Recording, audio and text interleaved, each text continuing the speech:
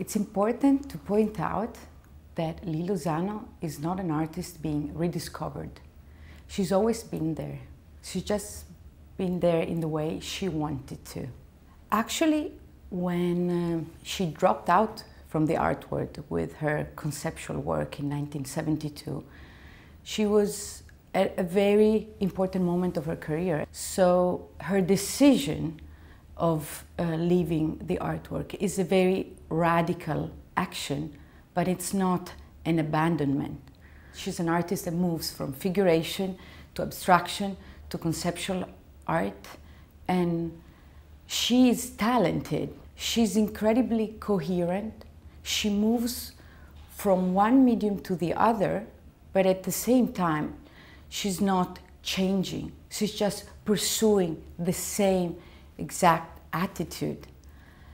Maybe we could say that she's brave, she's courageous. She never comes to compromises. So when she actually drops out from the art world, she's not leaving the art, being an artist. She continues being an artist. Actually, it could almost be said that her dropping out is a continuous performance that goes on for those 30 years, almost 30 years, until her death.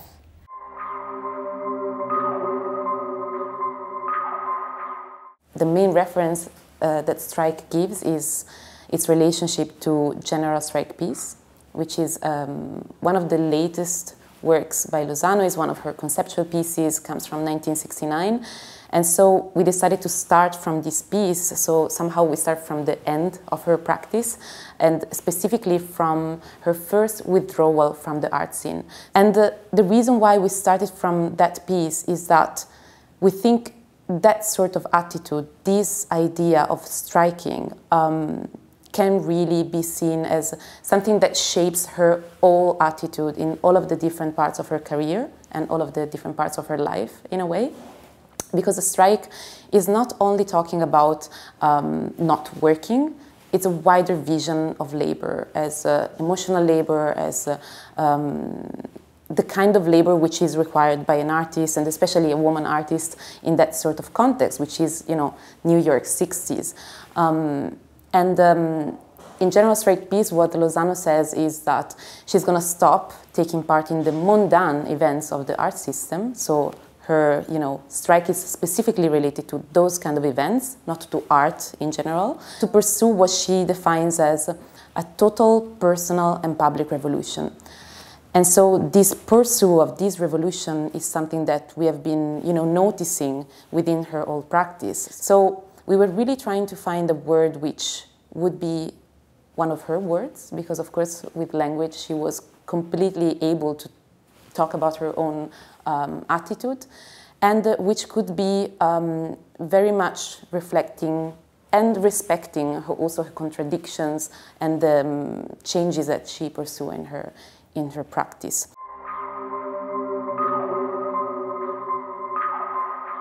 Talking about political stances and demands when thinking about Lozano's work is very tricky. She is really trying to tackle let's say, power dynamics, power relationships. And this is very clear, especially in how deliberately scandalous she is, in the fact that very often we have extremely explicit language, visual language, and verbal language. It's sometimes quite rude, quite dirty, and this is something which is specifically related to a tradition, I would say, which doesn't go to erotic drawings. It's way more related to satire. It was something that had a political role at the time, because not deciding to comply with the expectations of society at the time was something which was political per se. So Joe Aplin, for example, is talking about scandalous feminism in reaction to Lozano's practice in this sense. Still, something which is very important to tackle is the fact that even though she has this extremely critical, extremely polemical, and sometimes really sarcastic perspective in her practice, she's always distancing herself from organized forms of counterculture, even if she was completely part of that and that vibe. And as we said, it's the 60s in New York, so it's everything which is leading up to what here in France was the 68. So it's a very precise moment in time, extremely charged politically, but still she will be always keen to not be part of movements.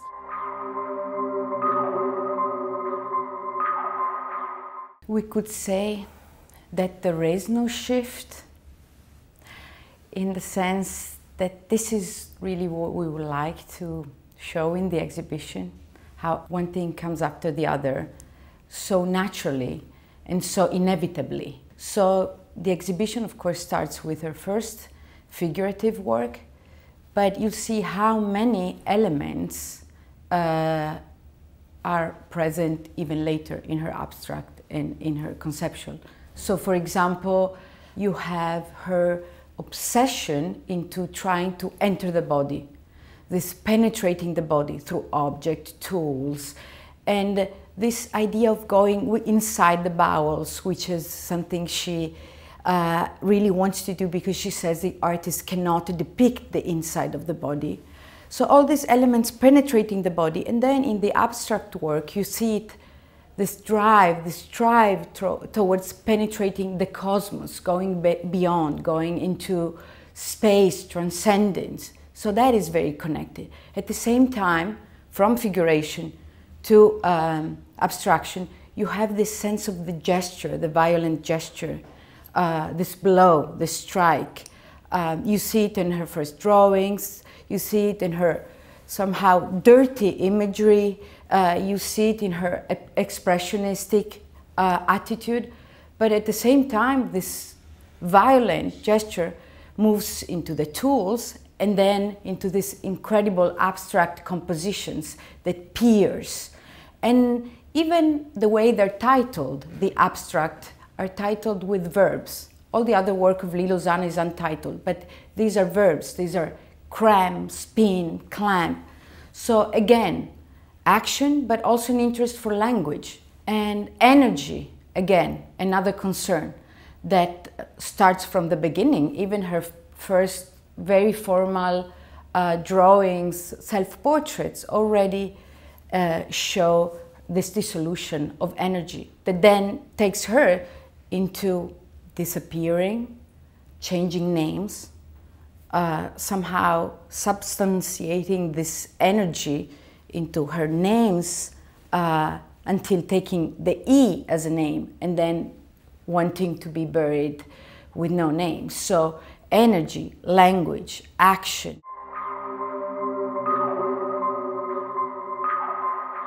Of course, in Lozano's work, the American mythologies are very often tackled, both in her writing and in her practice. There is this very beautiful painting which, you know, shows a gun which is shooting out the shape of the United States together with the breast and the punch. So the violence, the brutality sometimes of American mythologies is very present in her work, as well as American mythologies in the sense of the countercultural movements, which happens to be in the 60s. So that's something that is very much connecting her, I think, to Mike Kelly's work. And in both cases, there is this sort of reflection and breathing of this countercultural vibe and this vision against somehow modernist values.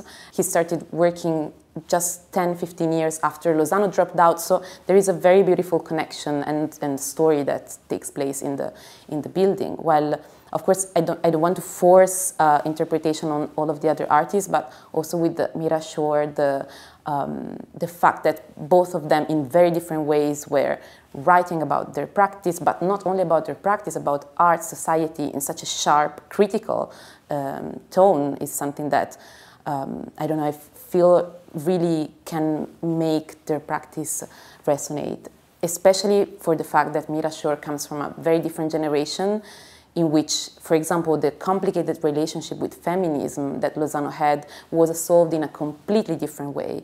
So I think it really gives a wider vision also of that American mythology, which of course was transnational at the time, but still the kind of way in which feminism was seen at the time.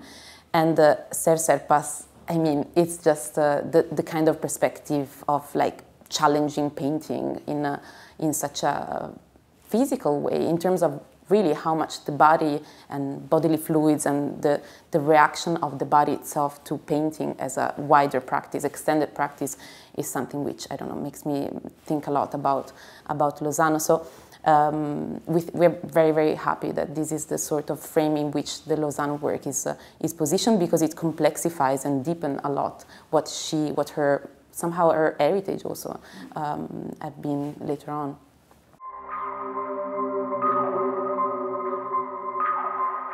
This has a lot to do also with the choice that we made with Lucrezia in the presentation of the exhibition, because the exhibition is chronological. We really want to present her work, her practice, in a way that the public can really jump in it. And at the same time, we started with general strike piece, with the work that belongs to the end, because that was a way that we wanted to, right from the beginning, show how radical, how much she goes against rules, against systems, against expectations, against power, by deciding to leave the art world.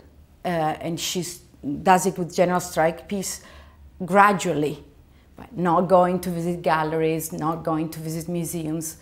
You already, as a visitor, become aware of this sort of refusal of adapting, which is something that then progresses through the exhibitions. You get into the rooms of the drawings and you see all these power systems and all this imagery that are like really punches against every sort of category. Then you move to the bodies and you see how much she's trying to enter the body and going against any type of representation that is acceptable. I mean, everything, every point she makes is made through a contradiction. And so this is very much what Lee Lozano is, and this is very much what the exhibition aims at showing, at presenting.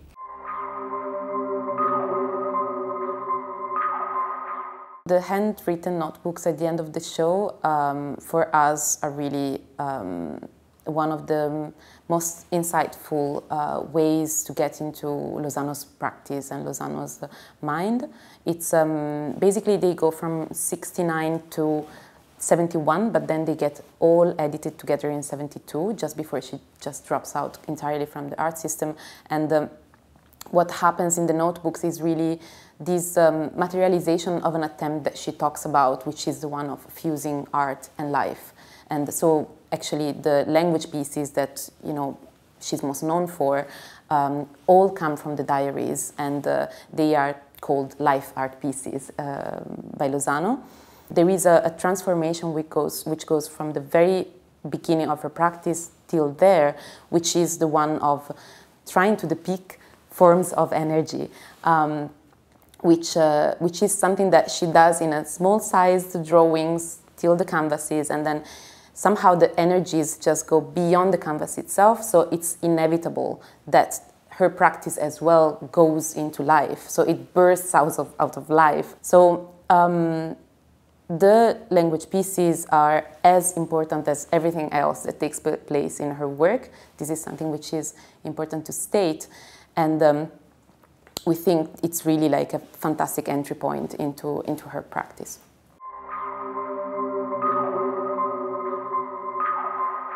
Maybe something that really comes back to the reason why it is very meaningful, we think, to show Lozano here in France for the first time. It was important to show her in Italy for the first time, is the fact that the context in which we are working is not that different sometimes from the ones in which she was working. So much of her practice and of her attitude, her critical attitude, her radical attitude is still extremely resonant and relevant today.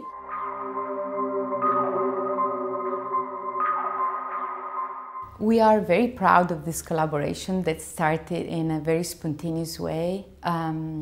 Lucrezia and I have started to do research on Lee Lozano, and we planned it for our institution, Pinacoteca Agnelli in Torino.